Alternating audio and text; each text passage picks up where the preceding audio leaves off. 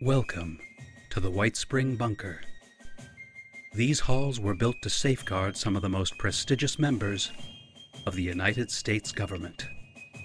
We are Modus, and we are always looking for men and women capable of helping us restore what has been lost.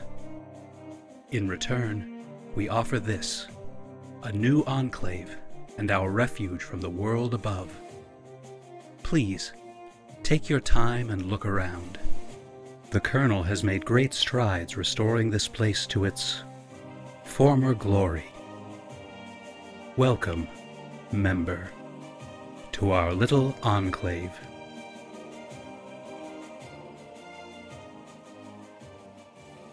Greetings, members. As always, I am the Operative, your designated tour guide and host here at the White Spring. The uneasy alliance with the Overseer has resulted in a vaccine to protect the newcomers in Appalachia from the Scorched Plague. Now, the hard part will be getting the inoculation to those who need it. In part 1 of our story, the Colonel escorts Eugenie on the road north towards the crater. Along the way, we experience a changing Appalachia, coming alive again, but also still full of peril. And maybe, just maybe, the Colonel dances.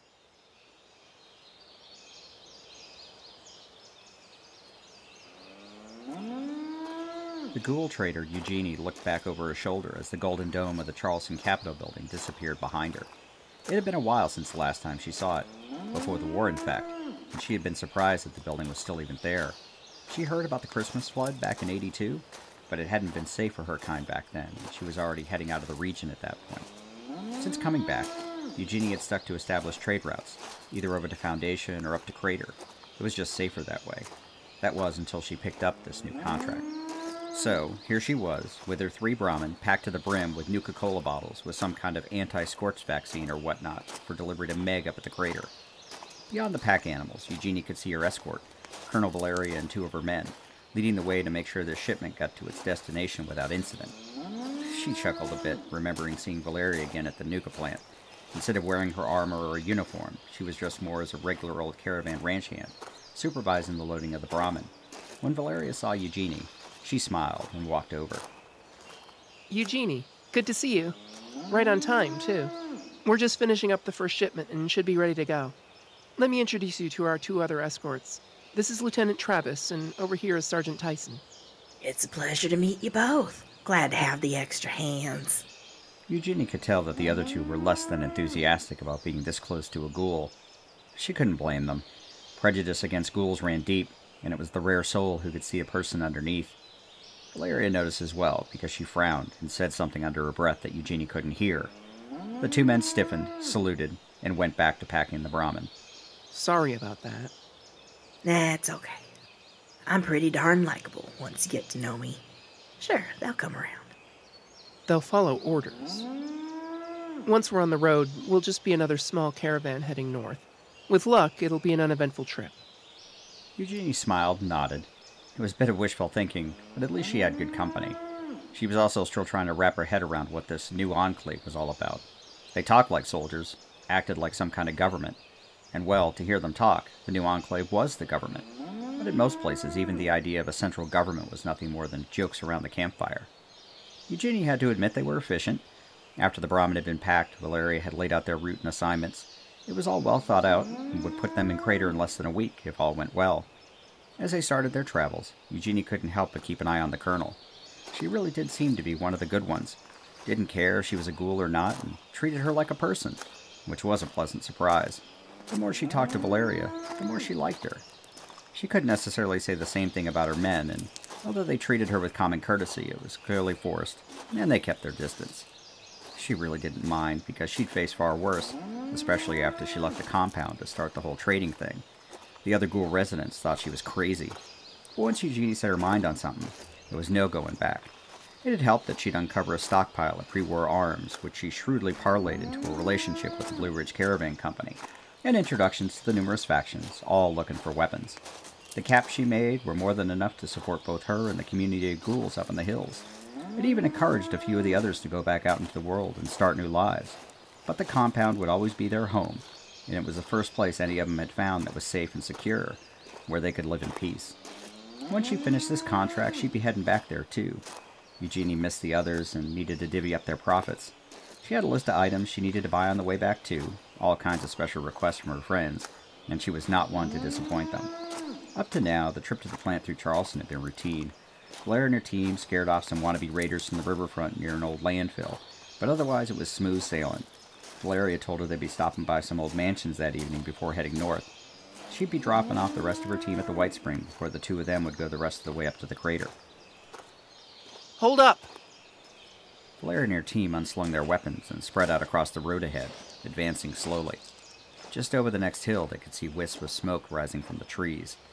Valeria whistled softly, and her two teammates advanced while she covered them. Eugenie crouched low and made her way over to where Valeria was positioned. What's up? We saw smoke. Also got a report of Blood Eagle activity in the area. We don't want to stumble into an ambush. Eugenie nodded.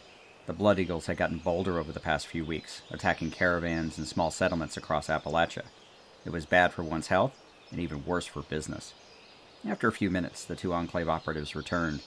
Valeria took them aside, and they quickly briefed her on what they'd found. She opened her Pip-Boy and compared it against a map taken from her front pouch. She laid the map on the road and gave a quick set of instructions before turning back to Eugenie. Blood Eagle encampment up ahead. Looks like they grabbed an old raider outpost and moved in. We don't have time to go around, so I'm taking my team to clear it out. How many are there? I mean, you're going to take all of them? They aren't being too vigilant. We'll be right on top of them before they know what hit them. The ghoul merchant must have looked concerned, because Valeria shook her head reassuringly. Don't worry. The team is under orders not to let anything happen to me. But seriously, this won't take too long. Stay here and I'll send up a flare when it's clear. Eugenie wasn't too sure about Valeria's plan. It seemed foolhardy at best. She'd seen what they did at Big Bend, but this could be really dangerous. The three new Enclave members moved off over the rise, leaving Eugenie to mind the Brahmin. She took out her .44 and checked it to ensure that it was fully loaded, just in case. The Brahmin themselves were oblivious, chewing on their cuds and waiting for the call to start moving again. About 15 minutes later, the staccato pop of automatic fire broke the silence. One followed by several more, and explosions as well. After a few more minutes, the firing became more erratic, popping off in shorter bursts. The sounds of battle faded, before being replaced with near silence. A flare popped off above the trees, which was the signal for the all-clear. Eugenie breathed a sigh of relief and smacked the Brahmin to start moving. As she got over the ridge, she could see the Blood Eagle encampment. It was a ramshackle camp placed in the middle of the road. Even from this distance, Eugenie could see the bodies of several Blood Eagles on the ground and leaning over the railings along the walls.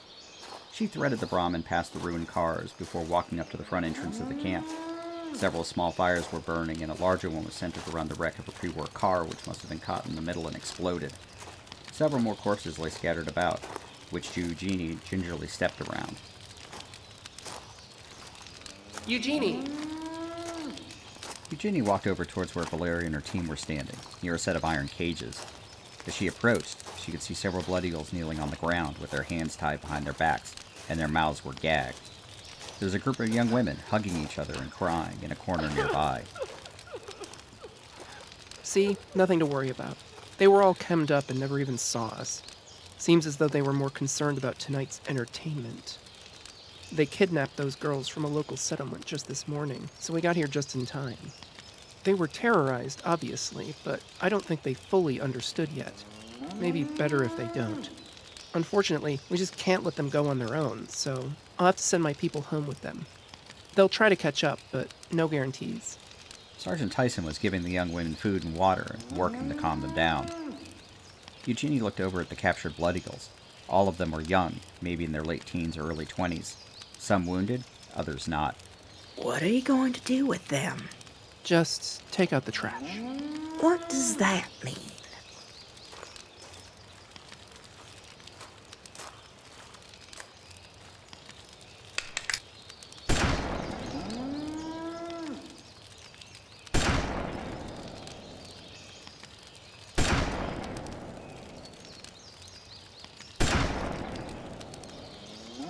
Eugenie was taken aback by the casual violence. She watched Valeria reload her pistol and put it away, then go over to the rescued girls, hugging each one and wiping their eyes, offering quiet words here and there. The dichotomy was jarring. Let's go. We're done here.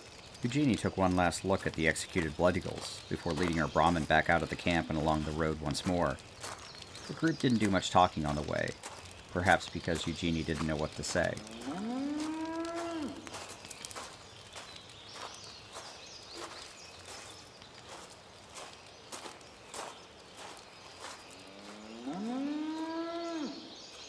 An hour or so later, the caravan reached what had been the high-rent district of Charleston. Mansions dotted the road on either side, where before the war the rich and famous in the area had made it their home. The group stopped in front of one of the smallish ones, which was still enormous compared to most of the other structures in Appalachia, and Valeria sent her operatives inside to check for any threats. So, Valeria, what's the plan? We'll all stay here tonight. We are a little behind schedule, but nothing we can't make up. In the morning, my men will take the girls home. You and I will keep heading north. We have a few safe spots to rest and resupply on the way, and I don't think we'll have any problems getting to Crater on time. Eugenie nodded, and Valeria's team soon returned from the mansion. They chased out some mole rats, but otherwise the building was secure and reasonably intact. There was even a small fenced garden in the back, which would make a perfect spot for their Brahmin to rest for the night. The operatives would take shifts guarding the caravan animals, while the rest of them stayed in several intact rooms upstairs. As the sun set over the Appalachian hills, they all settled in for the evening. The Brahmin were laying down in their improvised pen, while the rest of them were upstairs around a small campfire. The rescued girls had calmed down, but kept their distance from Eugenie. None of them had ever seen a non-feral ghoul before. One of Valeria's team was preparing dinner, while she checked her maps and reported to Major Stein on their progress. Eugenie was sitting in the corner, lost in her own thoughts. What happened earlier still bothered her. Watching those blood eagles, even if they were raiders, so casually murdered, still ate at her, and she intended to say something to Valeria about it. Valeria must have sensed something was wrong, because she shut off her Pip-Boy, put away her maps, and walked down to sit over next to Eugenie. Hey, are you okay? Valeria, those people. I mean, you just killed them. It was hard to judge the expression on Valeria's face. She blinked and looked down, sighing, before facing Eugenie again. Eugenie, blood eagles are, well, you know how they are. I have to make hard choices. We can't save everyone, and we couldn't have taken them with us either, not without jeopardizing the mission even more than we are already by bringing their captives. I saw friends of mine killed too. Just for being who we are. Valeria blinked again, and the reality of it all sank in. She remembered finding the notes at the old church north of Harper's Ferry. There had been non-feral ghouls here before, but the regular folks, the Free Staters, hunted them down and killed them all in the basement of Dire Chemical. I can't change the past, but I won't apologize for my actions. Making the hard choices is what is necessary for us to rebuild. All the Blood Eagles want to do is destroy, and I'm trying to build something here, where everyone is safe, where everyone is welcome again. A single tear rolled down the ghoul's cheek, and Valeria brushed it away, putting her other arm around her and giving Eugenie a hug. Eugenie rested her head against Valeria's shoulder and slowly pulled herself back together. It had been a while since she felt so emotional about anything, but nestled against her friend, she took a deep breath and started to feel better.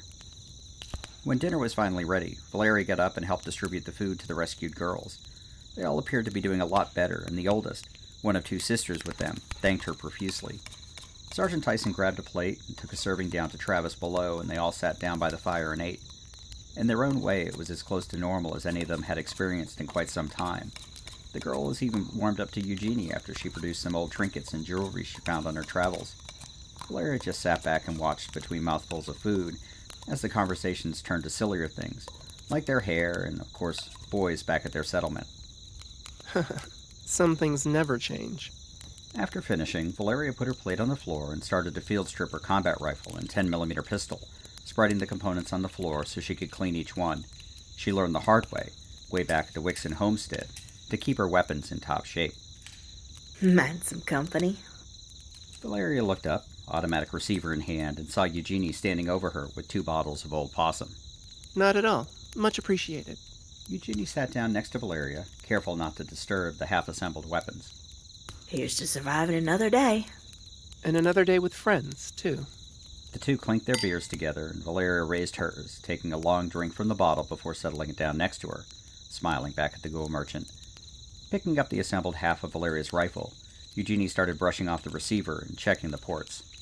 Not a bad service rifle you have here. Well maintained, good action. Definitely pre-war. You certainly know your weapons. I have to. It's part of the job. Eugenie quickly cleaned and reassembled the rifle in no time flat. She cocked the bolt, checked the receiver one last time, and handed it back to Valeria. The two of them bonded over their shared knowledge and love of weapons, with Valeria admiring Eugenie's .44 Magnum and Eugenie quizzing Valeria on the various plasma weapons being used by her personnel. Their deep conversation was interrupted by intense giggling across the room. They looked up together to see the four girls staring at them, whispering to each other. As soon as they saw they'd been caught, they all blushed and tried to look busy doing other things. Both Valeria and Eugenie rolled their eyes and went back to their discussion. When it was time for Valeria to stand watch with the Brahmin, she had everyone get out their bedrolls and get some sleep. They all be heading out in different directions in the morning, and she wanted them all to be well rested. Would you, like some company on watch? We ghouls don't need nearly as much sleep as the rest of you. That got the girls giggling again, to which Valeria responded with a hard stare. An extra set of eyes and an extra gun is always appreciated. They spent the next 3 hours talking and watching over the Brahmin. The night was quiet for once, and they exchanged stories about their pasts. Valeria spoke about Vault 76 and her parents, while Eugenie reminisced about her pre-war days, which Valeria found fascinating. They were finally relieved a few hours before dawn, allowing Valeria to catch up on some much-needed sleep. Eugenie settled herself down in a corner, propped up by her pack, and mused as to how she got herself here. She turned her gaze to Valeria, who appeared to have fallen into a deep sleep after only a few minutes. She felt like she'd seen the best of her, and perhaps the worst as well. Back at the Big Bend Tunnel, she thought Valeria had been nice to look at, but as she had gotten to know her, Eugenie had begun to think of Valeria as a friend, too. She hesitated to even think about anything more, because even if Valeria did go that way, well, as a ghoul, what could she really hope for? But at least, for this moment, she was just happy to be close to her. Eugenie must have drifted off to sleep at some point, because she had been in the middle of a very nice dream when she felt herself being shaken awake. Eugenie, come on. Time to get up and go. The others were waking themselves up while Valeria's team did a sweep of the perimeter. As they packed, Eugenie went to go check on the Brahmin. Just like the good pack animals they were waiting patiently to get back on the road again. Within the hour, they were ready to go. Valeria spoke with her team in detail and laid out potential rendezvous points further north if they were able to rejoin. She also updated Modus and Major Stein on their current status, route to be taken, and their ETA for getting to Morgantown, the first big stop on their way up to Crater. Miss Valeria? Valeria turned to find the rescue girls grouped together with their hands behind their backs and with sheepish smiles. Yes, girls? Well, we just wanted to thank you for saving us, so we kinda made these for you.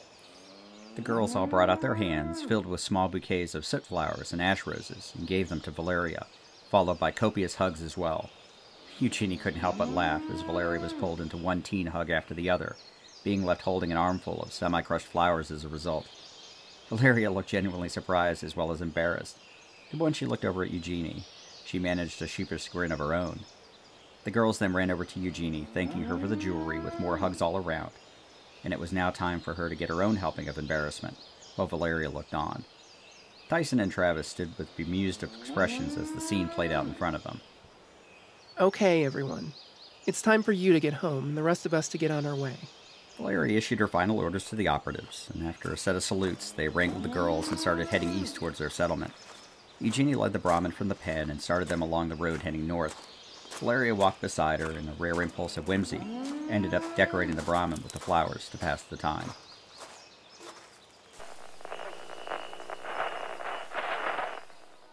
Once upon a time, 27 years after the bombs fell, there were two people, a vault dweller and a California girl. They met, and sparks flew. That's when things got interesting. Once Upon a Wasteland is their story. Follow Elizabeth Kirby and Odessa Valdez as they pursue their happily ever after in the post-apocalyptic Appalachian wasteland of Fallout 76. Available on Spotify, Apple Podcasts, Stitcher, and many other podcasting platforms. Once Upon a Wasteland, A Fallout 76 love story, available now.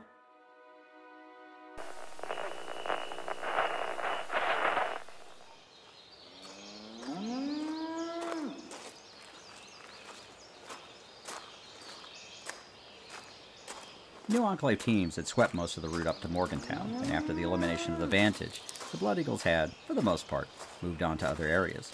Of course, Valeria had already initiated her operation against their leadership structure, and it would only be a matter of time before that paid dividends. She made a mental note to check on the latest report from Sullivan when they got back to Morgantown. After 2 more days on the road, Eugenie and Valeria set up camp outside the old White Powder ski shop. Eugenie remembered the place from back before the war. Her parents had brought her there to get her first set of skis. Everyone knew that White Powder made the best equipment, and her parents made sure that she always got the best.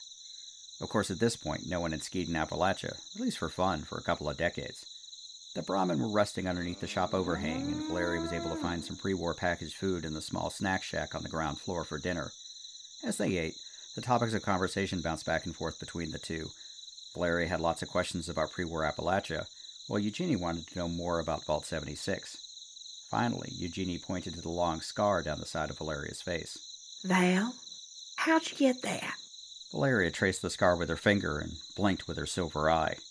Oh, this? A long while back I got up close and personal with a Wendigo. Obviously too close. But it wasn't all bad. People say I look like a robot now. Eugenie whistled. She had heard of Wendigos, but had never seen one in person. From what she had heard, they were no joke, and most people didn't survive the encounter. Seriously? Valeria reached into her pouch and pulled out an old folded picture, handing it over to Eugenie. It had been taken a week after the Atlas Observatory incident. It showed Valeria with half her head covered in bandages, wearing a hospital gown, in a wheelchair. Who's that? Eugenie pointed to what looked like to be a nurse behind Valeria, wearing a plague doctor's mask. That's Lil. I mean, Lilith. She's honestly kind of like my sister, but she's really hard to describe. By the looks of it, I can think of some handy descriptions, but wow. You were that badly hurt? I still only remember parts of it. Then there was an explosion, too. Just getting back to the bunker took a miracle.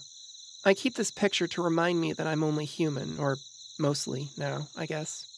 There have been times where I've been arrogant, too sure of myself, and that's gotten me into trouble. Worse, because of decisions I've made, people under my command have died. It's never an easy thing. Eugenie got up and sat down next to Valeria, and as she had done for her, Eugenie put her arm around her and just held her. Valeria looked up at Eugenie and took the picture, folding it gently and putting it back in her pack. Sorry, it's not your problem. I don't mean to unload my burdens on you. Yeah, don't you worry. And I'm not one to talk. You're the good-looking one, even with a scar and that cool eye. That set the two of them into a giggling fit. After dinner, they made a quick trip upstairs to check out the rest of the building. The years had not been kind, but several sets of skis were still stacked along the walls, and there were still outfits on some of the racks. Eugenie held up a ski outfit and modeled it for Valeria, who smiled but shook her head no.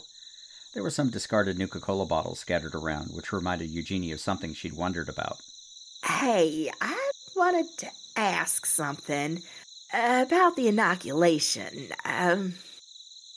Nuka-Cola, my blood's in it?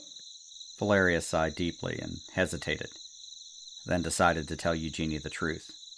That was Lilith. The synthesis process for mass production needed viable samples of someone already inoculated, and she volunteered, but I wasn't going to make anyone else do it.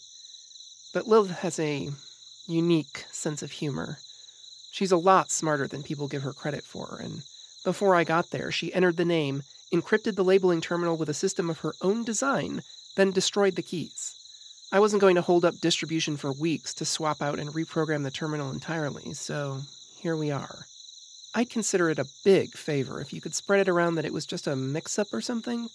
Don't want people getting squeamish or bad ideas about me.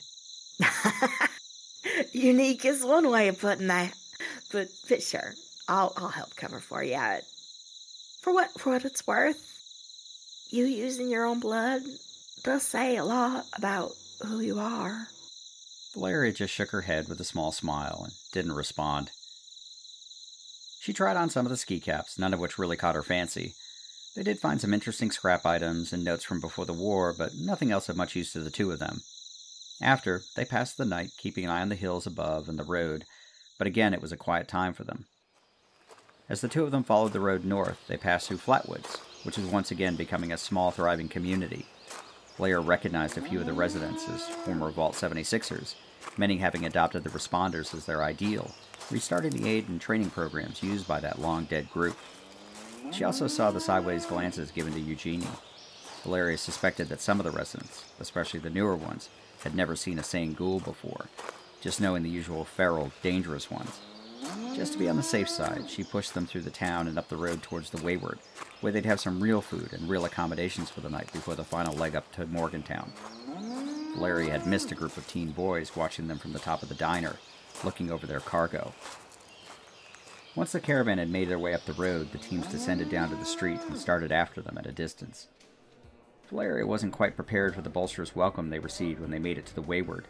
As soon as they cleared Polly, the Assaultron bouncer and general manager, the crowded bar erupted when Eugenie entered the room. Valeria was carrying one of the Nuka inoculation crates, a gift for Duchess, and she was nearly bowled over by patrons swarming her ghoul partner. Eugenie was swiftly escorted to the bar, where many drinks were poured for her, while a band played an up-tempo beat in the corner. It gave Valeria a few minutes to look over the crowd. On one side, there was a group of crater raiders, half of whom looked like they were ready to pass out, based on a heaping pile of bottles on their table.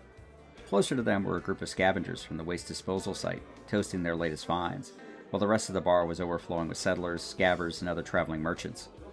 Valeria didn't notice anyone from Morgantown, at least at first glance around the room. Captain Edwards tried to keep most of his people close to home, but some of the younger adults have been known to make the trek down here from time to time. Val! Val! Eugenie was yelling at her from the bar, motioning her over. Valeria waved, grabbed the box of drinks, and threaded her way through the throng. As Valeria put the crate on the bar, Eugenie put her arm around her and spoke to the proprietor. Hey, Duchess. I'd like to introduce you to my friend and associate, Valeria. She's helping me out on this run. Valeria knew of Duchess by reputation, both post and pre-war, due to Modus's public record archive, and the Wayward had been a convenient meeting place for her undercover operatives. Duchess looked her up and down before smiling and clapping a hand on the crate. Well, any friend of Eugenie is a friend of mine and the Wayward. Duchess reached down and pulled out a couple of semi-cold brews and put them on the bar. On the house. Mort, go grab that crowbar in the back. We're gonna toast Eugenie's safe return. Eugenie leaned over to whisper in Valeria's ear. She and I go way back. In fact, she used her connections to get me out of Appalachia when things went bad for our kind. And I helped her out with the Blue Ridge Caravan, too. Valeria nodded, feeling a little warm with Eugenie so close to her. Hell, half the folks in here are paying customers for my arms, too. Man, it's nice to be around such a friendly crowd. And with really good company, too. Valeria didn't know if she was blushing, but it certainly felt like she was. Eugenie grabbed a beer from the bar and handed the other to Valeria. Cheers again. Mort came back with a pry bar and cracked open the Nuka crate. He started pulling bottles out and setting them up in a long line.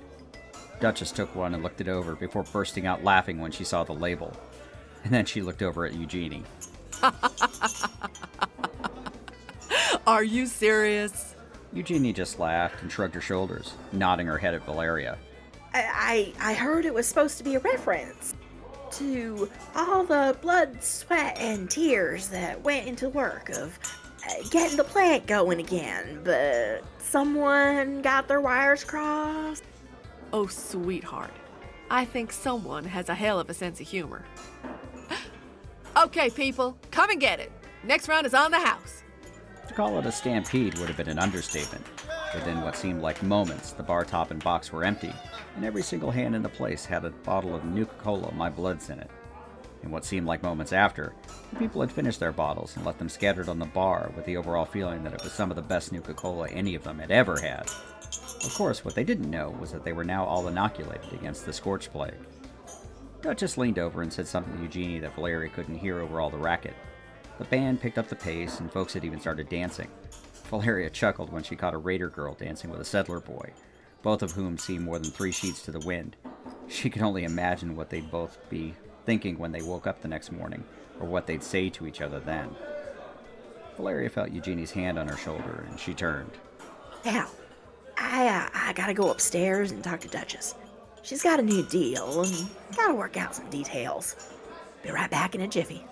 Valeria nodded again and took another swig of beer, while the two of them made their way through the crowd. That Eugenie is something else. Valeria turned back to the bar to see Mort moving the now empty crate and wiping the bar down with a damp cloth. She sure is. It was her who finally got me out of my funk and back into the middle of things. If not for her, I'd never have met up at Duchess, and never ended up here neither. So many of us didn't make it after those first few years. Mort got called over to the other end of the bar as Solomon was helping a couple of scabbers off the floor who had just had a few too many. Valeria turned back to the crowd, leaning back on the bar and taking another sip of her beer. Why, hello there, honey.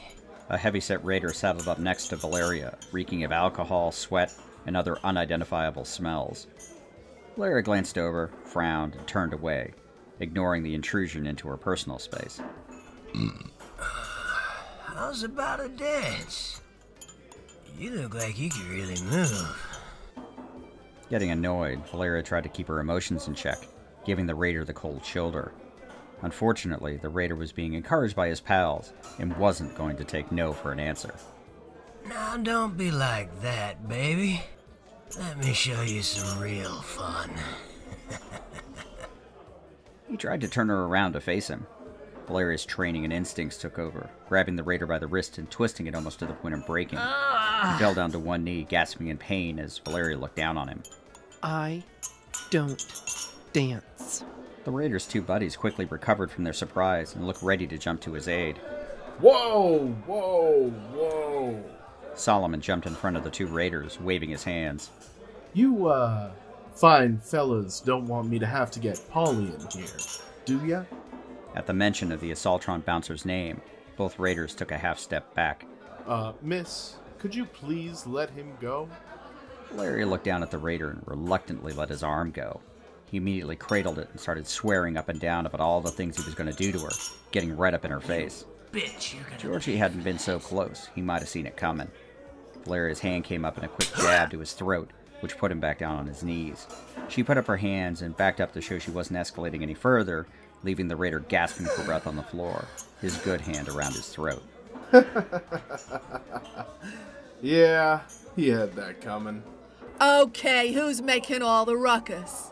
The bar was suddenly silent as even the band stopped playing. As Duchess came down the stairs and across the floor, the crowd parted. Eugenie was walking down after her, looking concerned and scanning the room until she locked eyes with Valeria. Sorry, Duchess. The lady didn't want to dance, and these folks were about to insist. Georgie, what did I tell you about manners? And Max, you too? Seriously? If you guys can't keep your hands to yourself, I'm gonna have to tell Meg.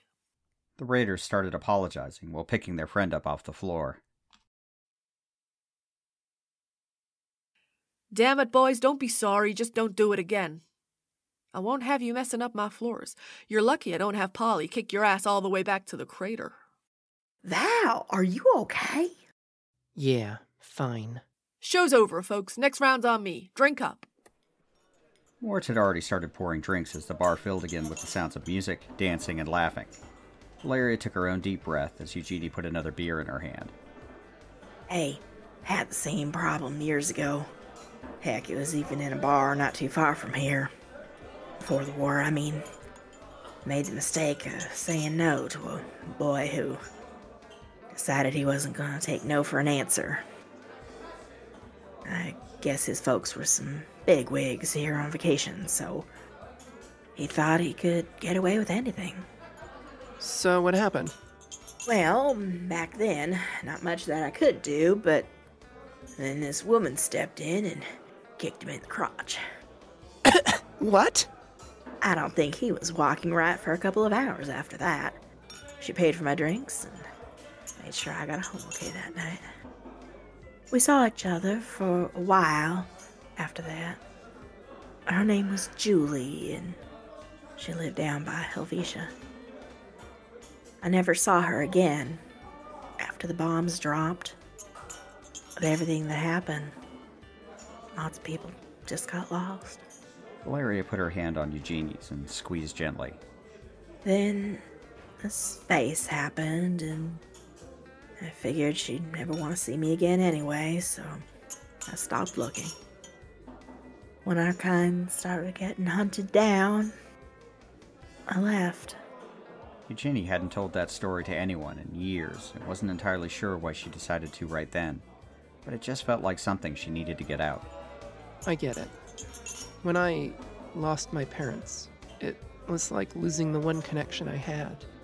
I don't know if any of us really get time to grieve anymore. You know what? I think both of us need something else to drink. More. We're going to need another couple of rounds here. The rest of the evening was spent drinking, talking, and with a considerable amount of cajoling, Eugenie even managed to convince Valeria to come out on the dance floor for a couple of songs, much to the irritation of Georgie over in the distant corner. While Val might have been a little embarrassed, after a while, even she had to admit that it was fun. After the band finished their final encore and most of the other patrons left, Duchess helped both Eugenie and Valeria over to the room they'd rented for the night. Eugenie tucked Valeria into the small bed while she took out her bedroll and went to sleep on the couch. They both fell asleep with the sound of old Bessie, the sentry bot, rolling around outside.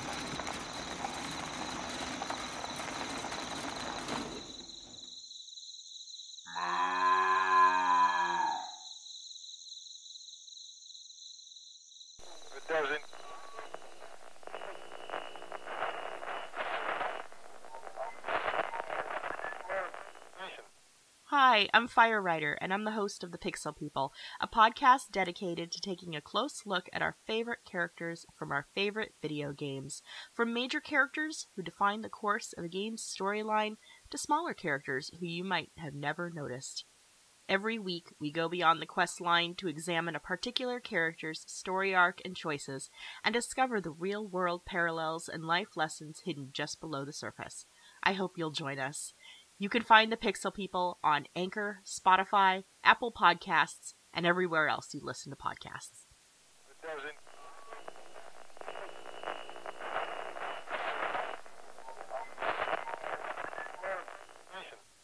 Thank you again, members, for joining us here on The Modus Files.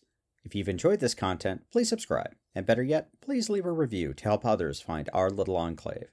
You can also follow us on Twitter, @Modus Files, for more information about our podcast, Fallout 76 content, and random musings on the Enclave. I'd also like to thank our cast, Vendor Beatrix as Colonel Valeria Faustina, Fire Writer as Eugenie, Void Maiden as the Settler Girl, Kirsty Harrison as Duchess, Penal Pineapple as Mort, Patrick Conway as Georgie the Drunk Raider, Zach Militant, Phobos95 as Solomon, and Brad Williams as the voice of Modus. And a shout out to the Apocalyptic Aristocracy Discord, home to a great group of fellow creators, the Robots Radio podcast community and the rest of the Robots Radio Rocket Club, and Jeremiah Johnson, our favorite character artist, who provided the wonderful character artwork you can find on our website.